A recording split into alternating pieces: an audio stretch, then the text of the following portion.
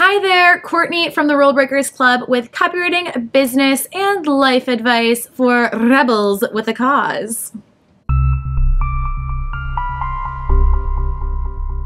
All right, so I know that online marketing can be totally overwhelming. It feels like there are a million different social media platforms.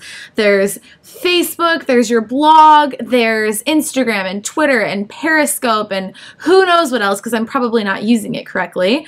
And how do you use all of this? How do you plan your content? How do you make sure that you're keeping up with it? Oh my God, it's so crazy, right? So I thought it would be really helpful for you if I just opened up the curtain to the behind the scenes of the Rule Breakers Club and showed you how I and my team plan all of our marketing on a daily, weekly, monthly, and then quarterly and annual basis. Are you ready? First off is our daily social media and marketing habits. So on a daily basis, you can find me probably doing a Periscope. I love doing those and talking about a topic. So I have a list of topics and I just pick one or two each day and I talk about those. I might make a few bullet points just so I make sure I stay on topic and I'm super helpful to anyone who shows up to watch. I also will post on Instagram, which is something I do plan a little bit in advance. So I do constantly take photos and curate the photos and edit the photos and then sort of plan in advance to make sure everything's going to look good on my Instagram profile. Not too much, but I do think about those things more in advance than you might think. And I often write the comments or the subtitles for the Instagram posts in Evernote, and then I just copy and paste from there into the program. Also on a daily basis, I will check Facebook ads if we're running a Facebook ads campaign. I try to keep an eye on that probably multiple times per day. And we'll look at our list numbers. So I'll log into Infusionsoft and just see how many people we have, if we've had a big boost in numbers, try to see where things are at, look at our campaigns, see where people are in certain places, just to keep tabs on what's going on behind the scenes. Okay, and then on a weekly basis, I do things like plan posts for Instagram. So I'll take a look and curate content and try to find lots of quotes and things like that on other profiles and take screenshots and stuff like that.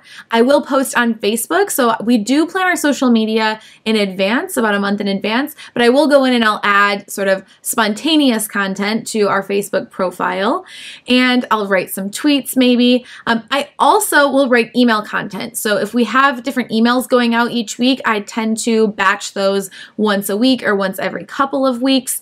And I will also schedule blog content. So our blog content is now going up once a week. So I try to do this in batches so that I'm not doing it every week. I'd rather do it once a month or even once a quarter. But we do normally have the videos done in advance, and I'll talk about that in a second. And then I write the content that goes with the videos once a week.